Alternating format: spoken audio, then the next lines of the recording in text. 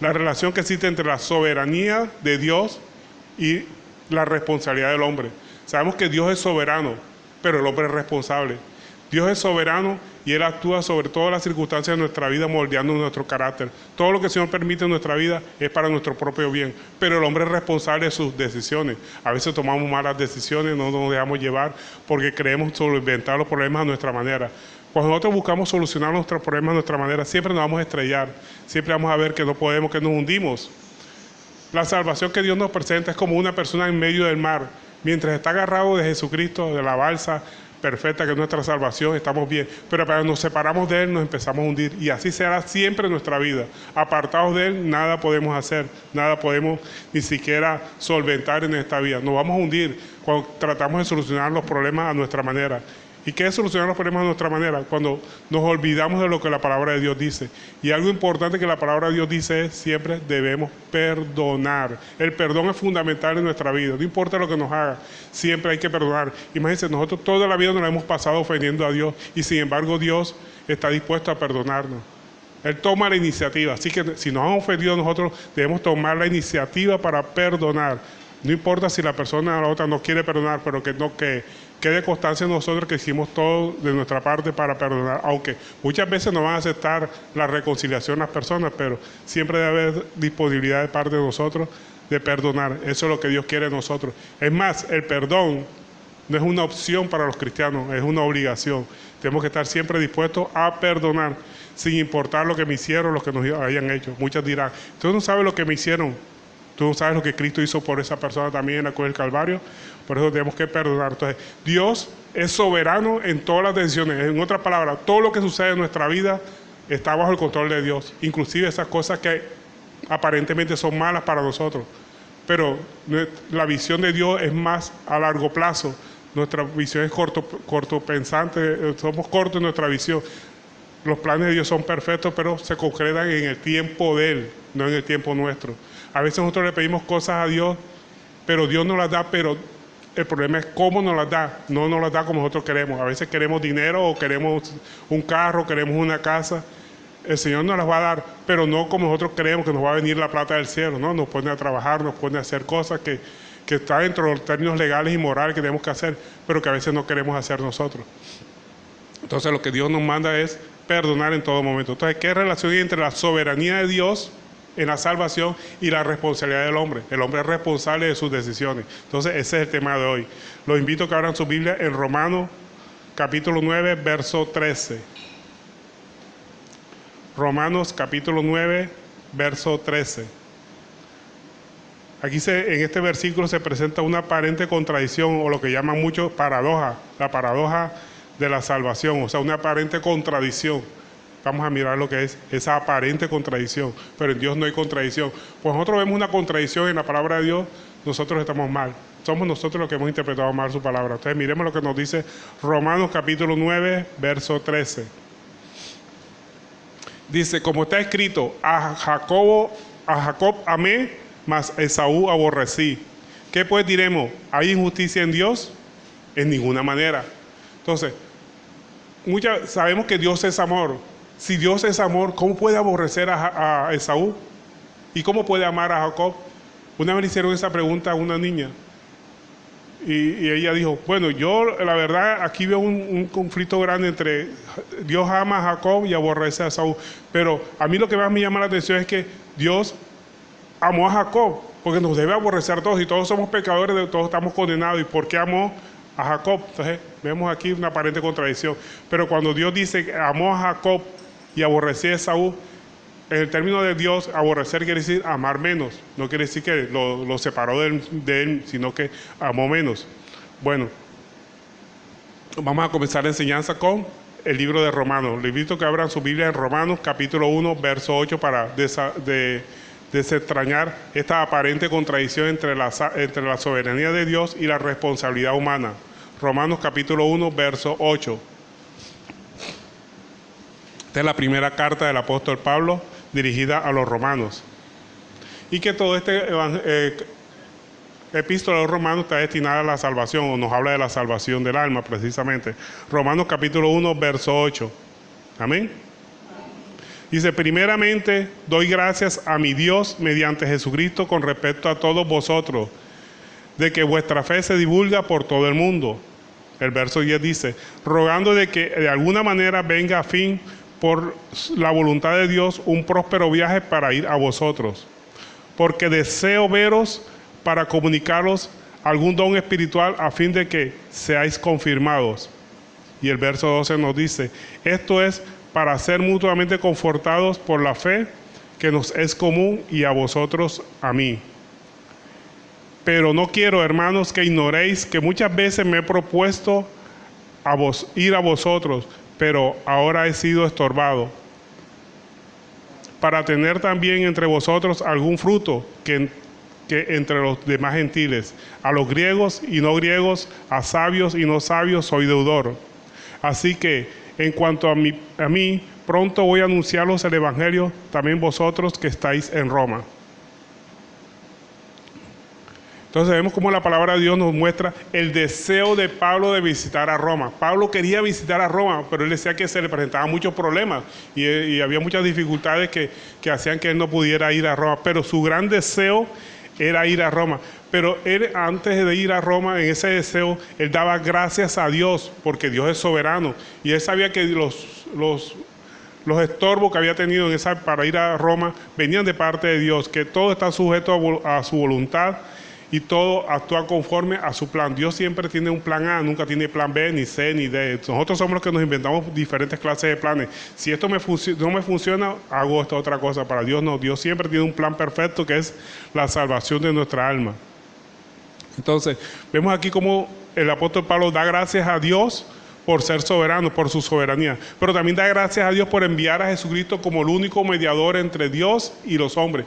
Solamente Jesucristo es nuestro único mediador para llegar al Padre. No hay otro mediador, no hay un santo, no hay una virgen, no hay nadie que nos lleve a Dios. Solamente es nuestro Señor Jesucristo. La palabra de Dios nos dice que hay un solo Dios y un solo mediador entre Dios y los hombres, Jesucristo hombre, el cual se dio a sí mismo en rescate por todos, de lo cual doy testimonio a su debido tiempo. Entonces, el único mediador entre Dios y los hombres es Jesucristo, por eso tenemos que dar gracias a Dios. Y además damos gracias a Dios porque Él es soberano y que todo lo que Dios permite en nuestra vida es para nuestro propio bien. Entonces vemos aquí el apóstol Pablo como dice a los romanos que doy gracias a Dios por la iglesia que se había conformado en Roma. Pero ¿por qué no le dio gracias a los hombres?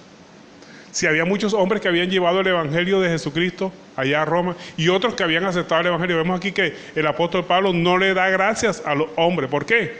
Porque el hombre es responsable, precisamente el hombre es responsable de responder positivamente al mensaje de salvación. Y cuando responde positivamente a la salvación, también es responsable de compartir el mensaje de salvación a otras personas. Así que cuando nosotros conocemos el Evangelio de Dios, tenemos la obligación no solamente de aceptarlo, recibirlo, ponerlo en práctica en nuestra vida, sino de compartirlo a otras personas. Pero muchos dirán, a mí me da pena compartir el Evangelio. Bueno, comparte lo que poquito o mucho sabe, pero compártalo. En cualquier momento siempre lance la palabra de bendición. Los creyentes estamos llamados a vivir en obediencia a la palabra de Dios. Por eso el apóstol Pablo no le dio gracias a los romanos que habían aceptado la palabra de Dios, ni los que predicaban la palabra de Dios. Él dio solamente gracias a Dios. Los creyentes estamos llamados, estamos obligados a vivir en obediencia a la palabra de Dios y a participar activamente en nuestro crecimiento espiritual. Tenemos que forjar nuestro crecimiento espiritual. Pero el crecimiento espiritual solamente se forja a través de la lectura de la palabra de Dios.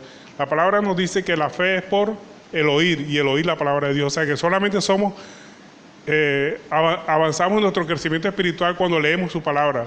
Si no leemos la palabra, cada día seremos menos cristianos, cada vez nos apartaremos menos. En Filipenses capítulo 2, verso 12 nos dice, por tanto, amados míos, como siempre habéis obedecido, no como en mi presencia solamente, sino mucho más ahora en mi ausencia, ocupados de vuestra salvación con temor y temblor. Porque Dios, fíjese usted que aquí no hay una aparente contradicción, porque Dios es el que vosotros produce el querer como el hacer por su buena voluntad. Entonces, la palabra del Señor nos enseña que nosotros tenemos que ocuparnos de nuestra salvación. Es como cuando una persona le regala una casa. La salvación no es por obra, la salvación es gratuita. La salvación es un regalo que Dios nos da. A una persona que le regala una casa, tiene la obligación de cuidarla, porque si no la cuida, ¿qué pasa? Esa casa se va a deteriorar, se va a dañar, se va a perder, por así decirlo. Pero la salvación, que Dios nos da, es un regalo y nosotros hacemos buenas obras no para ser salvos, sino porque somos salvos. O sea, respondemos a la salvación con nuestras buenas obras. Por eso el apóstol Pablo nos dice que nos ocupemos de vuestra salvación, pero no porque la podemos perder, sino porque si somos salvos, tenemos que actuar como salvos. Y como salvos, ¿cuál es la primera actitud que tiene una persona que es salvo? Lee la palabra de Dios. Por eso les invitamos a que esta conversación que nosotros tenemos, porque esta charla que nosotros tenemos, sea un incentivo para que leamos la palabra en todo momento, todos los días. Cójalo como un hábito, así como usted se alimenta físicamente 3 veces al día, por lo menos alimentémonos una vez al día espiritualmente. Digo por lo menos, si puede más, sería mucho mejor. Pero por lo menos una vez al día, 10 minutos, media hora, lea la palabra. ¿En qué libro comenzamos? El que nunca ha comenzado a estudiar la palabra de Dios, comience por el libro de Juan. Yo recomiendo mucho el libro de Juan. ¿Por qué el libro de Juan? Porque el Evangelio de Juan nos presenta a Jesucristo como hombre y como Dios. Entonces empezamos a conocer a Cristo, porque el objetivo de estudiar la palabra es conocer a nuestro Salvador, que es nuestro Señor Jesucristo. Y Él solamente lo conocemos a través de la palabra de Dios. Entonces vemos aquí cómo el apóstol Pablo nos dio gracias a los hombres que habían recibido el Evangelio, a los hombres que compartían el Evangelio ya en Roma. Le dio gracias a Dios, porque Él es soberano, todo está sujeto a su voluntad y Él siempre actúa conforme a su plan. Y como dijimos, Él no tiene plan B, Él siempre tiene un plan A, que es el plan de salvación. Y su plan siempre se cumplirá en su tiempo, no en nuestro tiempo. Entonces vemos aquí que existe una aparente paradoja o contradicción entre la salvación que Dios nos da, la soberanía de Dios, que Él es soberano, y Él es soberano sobre todas las circunstancias y sobre todo sobre el hombre. Él dirige nuestros pasos. ¿Sabía Dios que Dios dirige sus pasos? Todo lo que usted hace, Dios lo dirige. Ahora, si Dios tiene la soberanía divina, ¿cómo hay responsabilidad humana? ¿Cómo soy responsable de malas decisiones que yo tome? Eso es lo que estamos estudiando hoy, ¿verdad? Entonces sabemos que Dios es soberano, tiene la soberanía divina sobre el hombre, dirige sus caminos, lo moldea como si fuera arcilla. Él nos moldea, Él nos crea a su imagen, ¿verdad? En Proverbios 20:24 nos dice: de Jehová son los pasos del hombre. ¿Cómo pues entenderá el hombre su camino? Todos los pasos nuestros están dirigidos por Dios.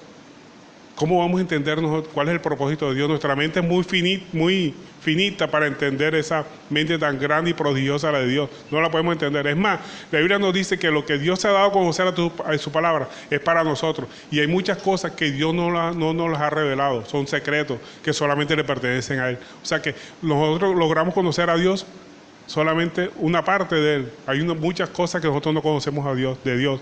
La persona que diga que conoce a Dios es mentiroso, porque conocer a Dios, conocemos lo que Él se ha dado a conocer, pero hay muchas más cosas que Él nos ha dado a conocer a través de su palabra, le pertenecen a Él. ¿Por qué decimos que nos moldea como arcilla en sus manos? Acuérdense que Él es nuestro alfarero, Él nos crea, nos moldea. En Romanos 9:20 nos dice: mas antes, hombre, ¿quién eres tú para que alterques con Dios? Dirá el vaso de barro al que lo tomó: ¿por qué me has hecho así? O sea, nosotros ¿cómo podemos reclamarle a Dios cómo somos? Simplemente tenemos que buscar, obedecer la palabra de Dios. Dios permite, como decimos, Dios permite muchas circunstancias en nuestra vida, es para que lo busquemos. Pero así como Dios es soberano en todo lo que tiene, existe lo que se llama la soberanía divina, existe responsabilidad humana de responder a esa soberanía de Dios para con Dios, porque al final de cuentas tendremos que rendirle cuenta a todo lo que nosotros hagamos a Dios. Todo lo que nosotros hagamos tenemos que rendirle.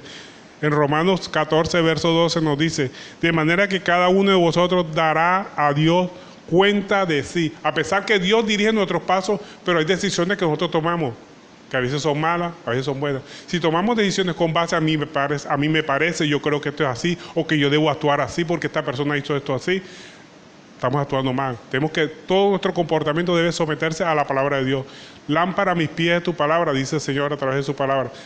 Su palabra debe ser una lámpara a la que nos ilumine nuestras decisiones. Siempre nosotros tomamos decisiones con el yo creo, el a mí me parece, téngalo por seguro que te he equivocado. Es difícil obedecer la palabra de Dios. Por eso la palabra de Dios en muchas partes nos dice que ella es dulce. Dulce cuando la escuchamos, cuando habla del amor, cuando habla de perdón, cuando habla de someternos a su palabra. Pero es difícil, es amarga nuestro vientre cuando tenemos que obedecerla. Cuando Él nos dice: perdona, aunque nos hayan lastimado, no importa, perdona. Entonces ahí es cuando la palabra de Dios se vuelve amarga. Ella es dulce cuando la oímos, pero amarga cuando la queremos poner por práctica. Porque siempre está el yo, el a mí me parece, el yo creo. Y ese orgullo que nos mata nos lleva a no querer obedecer la palabra de Dios. Y ahí es cuando se vuelve ella amarga. Tenemos que dominar ese orgullo, pero con nuestra fuerza no podemos. Dominar nuestro orgullo con nuestra fuerza es como tratar de apagar un incendio con gasolina. No podemos. Solamente lo podemos dominar nuestro orgullo con el poderoso Espíritu Santo, pidiendo la ayuda a Él. La palabra de Dios nos dice también que el que te falte de sabiduría, pídala y Dios se la dará en manos llenas. ¿Y qué es la sabiduría? La sabiduría es el máximo grado del conocimiento. Podemos conocer toda la palabra de Dios y eso se llama conocimiento. Pero la sabiduría viene de poner en práctica esa palabra de Dios solamente con la dirección del Espíritu Santo. O sea que el conocimiento no basta, sino con la sabiduría de Dios. Si la palabra es de Dios, tenemos que buscar su sabiduría. Y solamente la sabiduría lo tenemos en oración. Por eso Dios nos dice a través de su palabra, el que te falte de sabiduría, pídala y yo se la daré. Y el que te falte conocimiento, lea la palabra. Hay muchas personas que quieren oír la voz audible de Dios. Dios, háblame. ¿Usted quiere oír la voz audible de Dios? Lea su Biblia en voz alta. Cuando usted lee la Biblia en voz alta, está oyendo la voz de Dios. Aunque usted esté mismo leyéndola, pero es la voz de Dios cuando usted la lee audiblemente. Cuando la lee en voz alta, está oyendo la voz de Dios. Así que no espere que se le aparezca en sueño o que le haga alguna vocecita por allá, cree usted que es Dios. No, Dios solamente habla a través de su palabra. Anteriormente le hablaba a los profetas directamente, ahora Dios nos habla a través de su palabra. Y si decir que Dios sigue hablando, pues ¿quiénes somos nosotros para decir que no lo hace? Dios es Dios y Él hace como Él quiera. Pero la certeza tenemos que Dios nos ha hablado a nosotros es solamente leyendo su palabra. Tenemos la seguridad de que Dios es el que nos habla. ¿Por qué? Satanás no puede hablar a través de una voz que nosotros creemos que es Dios. Así que mejor, la certeza más segura de que Dios nos ha hablado es leyendo su palabra. Y si quiere oír la palabra de Dios en vivo, lea la Biblia en voz alta. Dios le está hablando. Entonces, vemos que no existe paradoja entre la sabiduría de Dios y la responsabilidad humana. Dios es soberano, pero el hombre es responsable de responder a la soberanía de Dios, a los mandatos de Dios en todas las circunstancias. Siempre esa aparente dicotomía entre la soberanía de Dios y la responsabilidad humana la podemos resolver analizando lo que significa la prevalencia de la gracia de Dios. ¿Qué es la prevalencia de la gracia de Dios? Que el hombre es responsable de sus decisiones. Como hijo de Dios, Dios nos disciplina. Vea, muchos dicen, ¿cómo un Dios amoroso puede disciplinar a las personas, puede castigar a las personas? No, con base en su amor, porque el padre que ama a sus hijos los disciplina. Mucho más Dios. Cuando nosotros somos hijos de Él, nos constituimos en hijos de Dios por la obediencia a la palabra, por haber aceptado a nuestro Señor Jesucristo como nuestro Salvador y Señor. Dios nos disciplina porque nos ama, así como el Padre disciplina a sus hijos. En Hebreos 12:6 nos dice, porque el Señor al que ama disciplina. Dios es amor, pero Dios también disciplina. Cuando el hijo está haciendo algo indebido y nosotros sabemos que esa persona se va a perjudicar con eso que está haciendo, viene la disciplina del Padre. Mucho más Dios, cuando sabe que estamos haciendo o tomando decisiones indebidas, Dios nos disciplina. Permite situaciones en nuestra vida que son calamitosas, pero es la disciplina de Dios. Y en 2 Corintios 5:10 nos dice, porque es necesario que todos nosotros comparezcamos ante el tribunal de Dios. Esa es la responsabilidad humana. Pero lo que tiene que ver con la disciplina de Dios está en Gálatas 1:8, que nos dice, mas si aún nosotros o un ángel del cielo os anunciare otro evangelio diferente del que hemos anunciado, sea anatema. Eso se refiere a los hijos rebeldes, a las personas rebeldes a la palabra de Dios. No son hijos de Dios, son hijos del diablo. El que es rebelde a la palabra de Dios, Dios lo considera como hijo del diablo. Están bajo maldición, bajo juicio. Por eso dice la palabra de Dios que el que le traiga un mensaje diferente, un evangelio diferente, porque el verdadero evangelio es que Cristo murió por nuestros pecados y que la salvación es por fe, no por obra. No hay ninguna buena obra que nosotros hagamos que nos ganemos la salvación. Porque si nosotros nos ganáramos la salvación por buenas obras que nosotros hagamos, ¿para qué vino Cristo? Simplemente hubiera dicho desde el cielo, sálvese el que pueda ser sano, santo. Pero no, la salvación no es por obra, la salvación es por la fe en Cristo. Algunos dicen, no, sí, la salvación es por obra. Sí, pero por la obra que hizo Cristo en la cruz del Calvario. Bueno, ahí estamos acordes, estamos en consonancia, porque la salvación es por la obra que Cristo hizo en la cruz del Calvario. Cuando nosotros depositamos nuestra fe en esa obra, Cristo nos da la salvación. La salvación es un regalo, no depende de nuestras obras. Así nos dice Efesios 2:8. Dice, porque por gracia sois salvos por medio de la fe, y esto no es de vosotros, pues es un don, un regalo de Dios. No por obras para que nadie se gloríe. Nadie puede decir, es que yo soy buen hijo, buen padre y por eso me gané el cielo. No. La salvación no es por obra, es por la fe puesta en Cristo, que fue el que murió por nuestros pecados. Somos perdonados por nuestros pecados por la obra que hizo Cristo en la cruz del Calvario. En 1 Corintios capítulo 15, verso 3 dice, Cristo murió por nuestros pecados. Es decir, que la única forma de que borremos nuestros pecados es poniendo la mirada en Cristo, que fue el que pagó el precio. El apóstol Pablo nos dice que había rogado de alguna manera por la voluntad de Dios y un próspero viaje para ir a vosotros. El apóstol Pablo quería ir a Roma, deseaba ir a Roma, pero se le presentaban dificultades. ¿Pero para qué quería ir a Roma? Para congregarse con los hermanos. Ahora, traigamos esa pregunta a nuestro medio.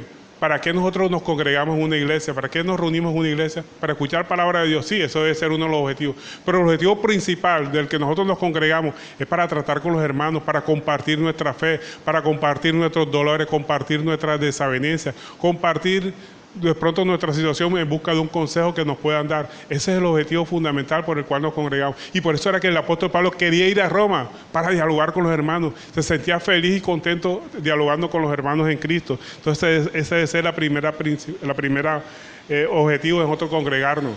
Vea, una señal ineludible de que una persona se está apartando del cristianismo es cuando deja de congregarse. Hay personas que dicen, no, yo leo la Biblia en mi casa y yo oro en mi casa. Se está apartando de Dios. Cuando a los pocos tiempos lo verá usted completamente en el mundo otra vez. El primer síntoma de que una persona se está apartando de Cristo es que no quiere congregarse. Dice, ¿para qué necesito congregarme? Yo en mi casa leo la Biblia y le oro al Señor y con eso es suficiente. No es suficiente, hermano.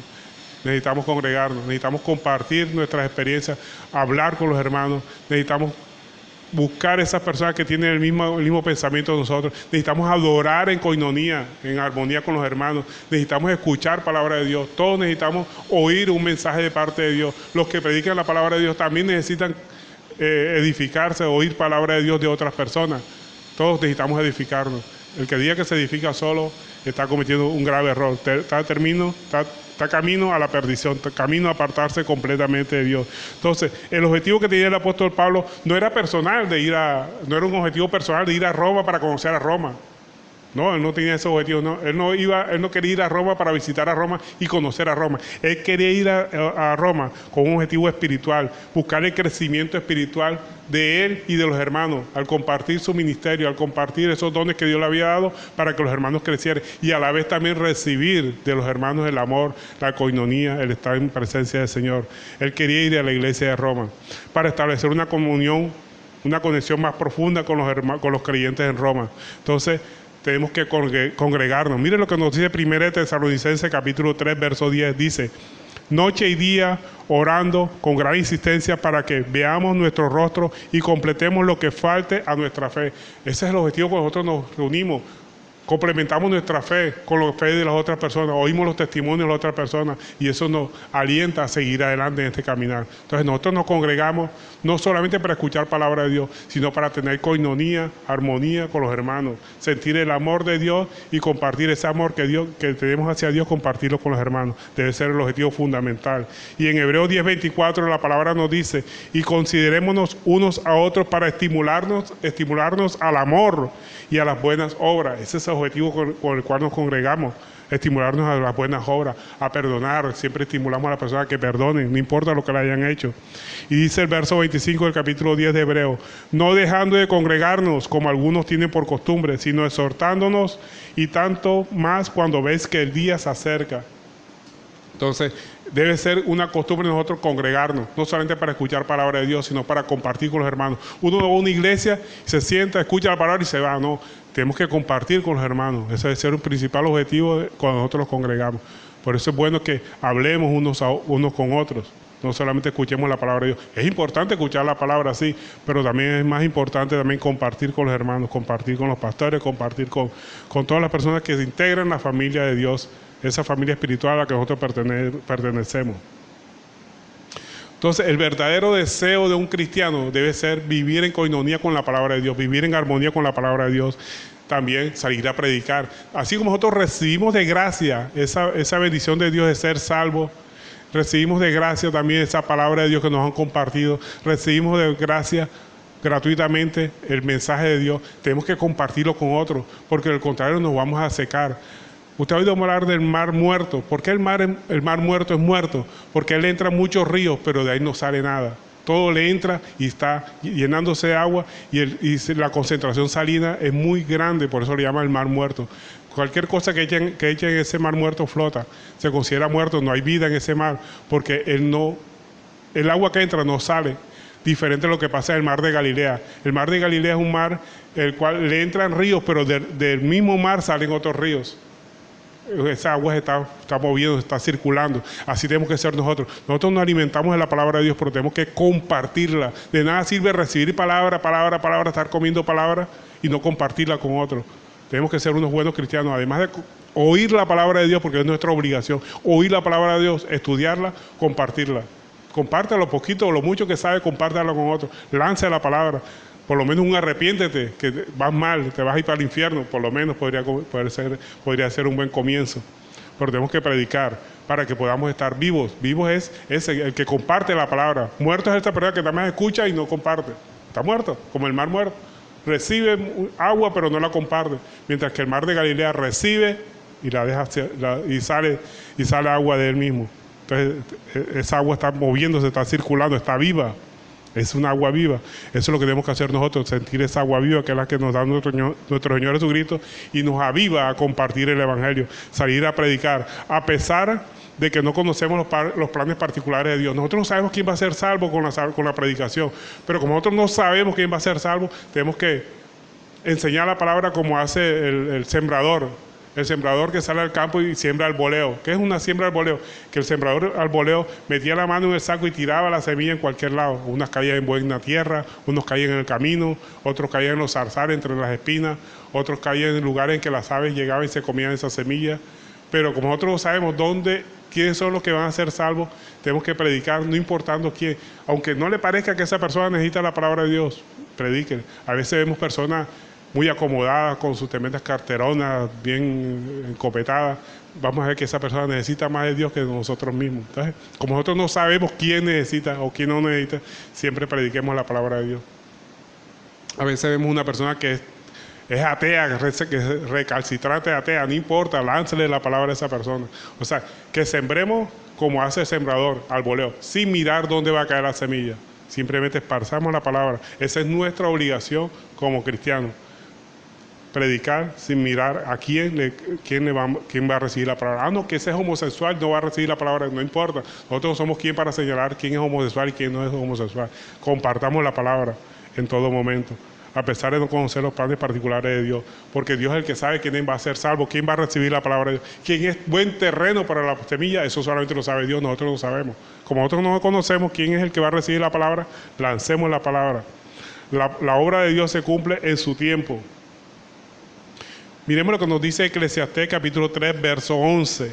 Eclesiastés 3:11 nos dice: todo lo hizo hermoso en su tiempo y ha puesto eternidad en el corazón de ellos, sin que alcance el hombre a entender la obra que ha hecho Dios desde el principio hasta el fin. Nosotros no conocemos la obra de Dios, cómo está actuando Dios en las diferentes personas. Hay personas que reciben la palabra de Dios hoy, te la rechazan o de pronto te critican, se burlan, pero la semilla le queda ahí, en su tiempo germinará.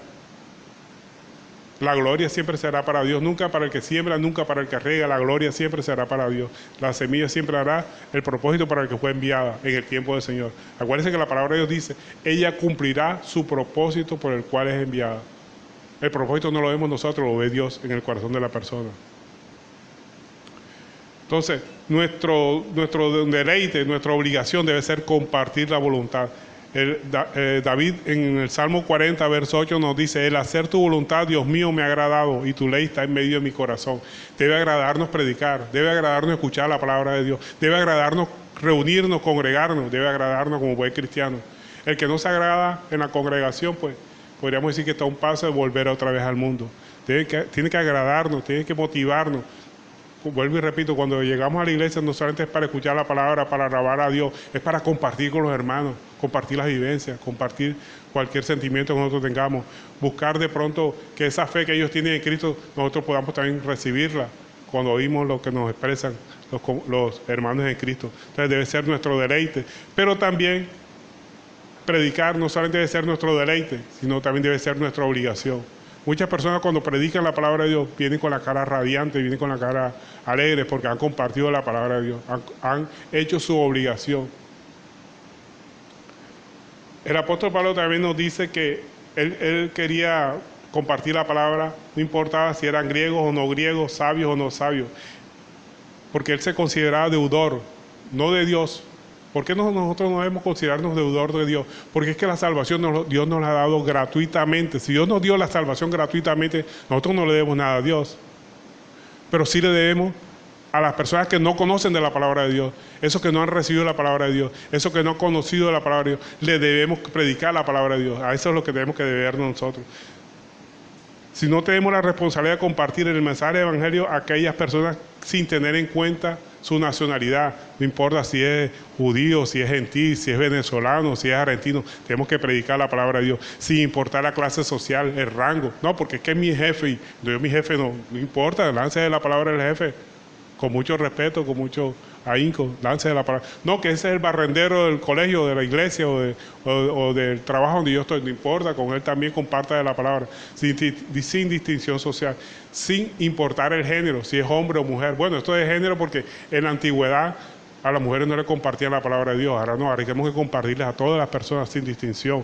La palabra de Dios en Gálatas 3:8 nos dice que la iglesia está constituida con un solo cuerpo, dice ya no hay judío, no hay griego, no hay esclavo ni libre, no hay varón ni mujer, porque todos sois uno en Cristo Jesús, y vosotros sois de Cristo, ciertamente linaje de Abraham sois y herederos según la promesa. Entonces no tenemos que hacer distinción de ninguna clase al predicar la palabra de Dios.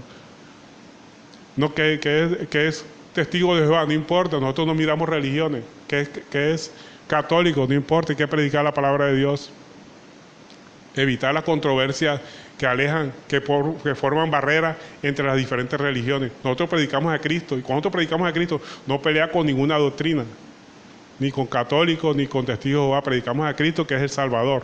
A ese es el que tenemos que presentar. Entonces, no tiene que haber, tenemos que predicar la palabra sin hacer distinción de nacionalidad, de clase social, de género, ni mucho menos con visión o credo religioso. Siempre lancemos la palabra.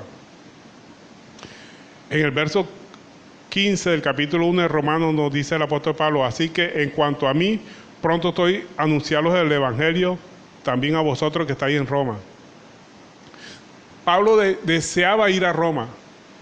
Deseaba en lo más íntimo de su corazón ir a Roma, y le rogaba a Dios: Señor, yo quiero ir a Roma, Señor, yo quiero ir a Roma. ¿Y sabe qué? Dios le concedió ir a Roma. Pero imagínense cómo le concedió ir a Roma. Preso, lapidado, vilipendiado. ¿Cuántas veces nosotros le pedimos cosas a Dios, pero Dios nos da otras cosas que no son las que estamos pidiendo? No, yo quería eso, pero así no, Señor, no. Cuando nosotros le pedimos algo, nosotros tenemos que mirar cómo Dios nos la va a dar. Es como cuando uno va del médico. No, que a mí me duele aquí. Señor, médico, mándeme esta pastilla. Lo primero que dirá el médico: bueno, porque no te la compraste de los tomates. Cuando uno va al médico, va sujeto a que él disponga lo mejor para nosotros, ¿cierto? Así nosotros, cuando nos dirigimos a Dios, tenemos que esperar que Él disponga lo mejor para nosotros.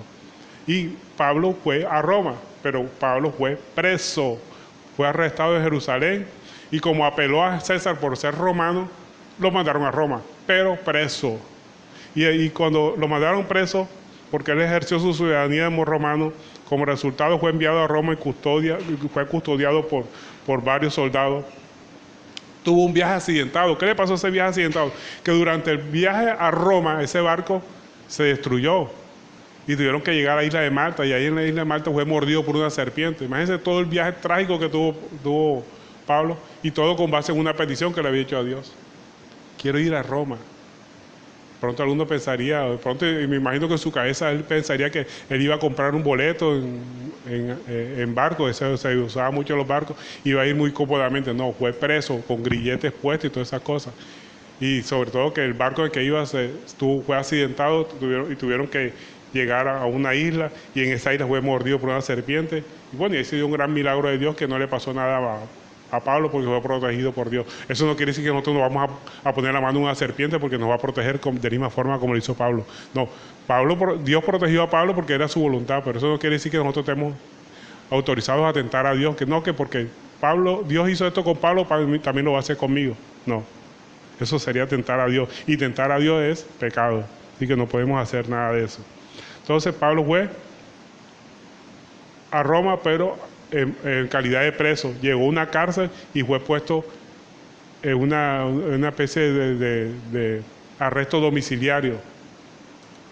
Se le permitió tener cierta libertad bajo arresto. En Hechos 28:16 dice: cuando llegamos a Roma, el centurión entregó los presos al prefecto militar, pero a Pablo se le permitió vivir aparte con un soldado que le custodiaba. O sea que tenía una especie de prisión domiciliaria. La pagaba Pablo, pero era prisión domiciliaria. Eso fue un beneficio que Dios le otorgó. Y estando ahí, escribió las famosas epístolas de Efesios, Filipenses, Colosenses, Filemón. Y se conoce como las epístolas en prisión de Pablo. Pablo, estando en prisión, escribió todos esos libros. O sea que si Pablo no hubiera estado en prisión, no hubiera escrito esos libros. Esos libros fueron, ahí tuvo la inspiración.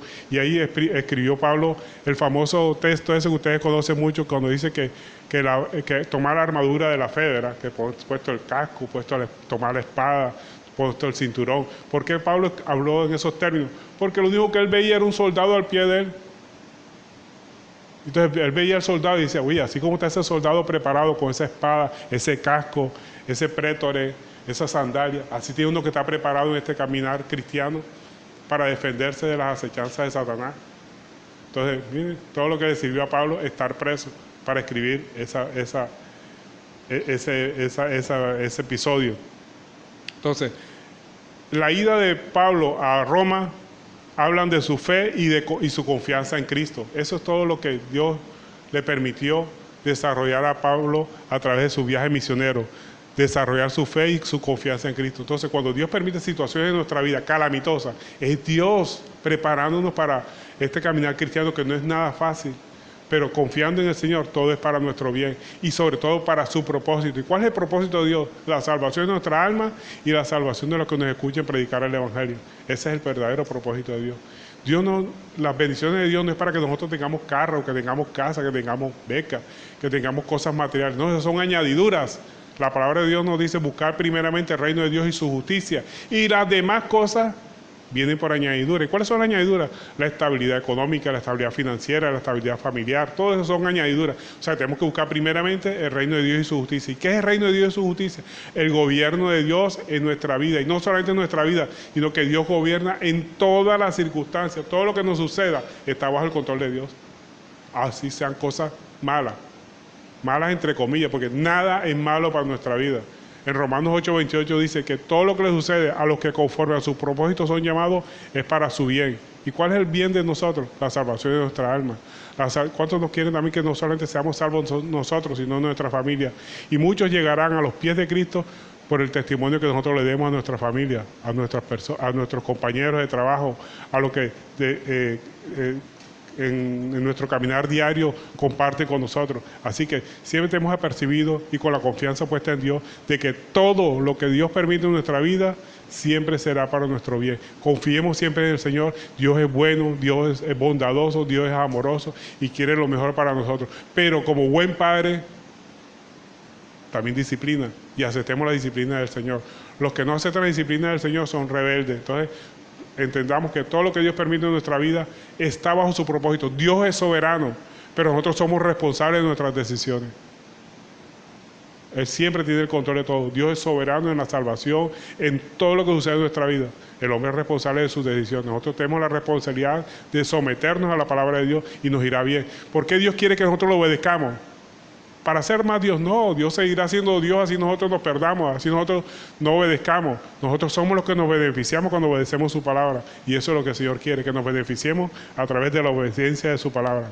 Para terminar, decimos que la dicotomía que aparentemente se presenta entre la soberanía de Dios y la responsabilidad humana es aparente, no hay ninguna dicotomía, es simplemente que la gracia de Dios se va a manifestar siempre y que la gracia de Dios siempre prevalece sobre todas las cosas.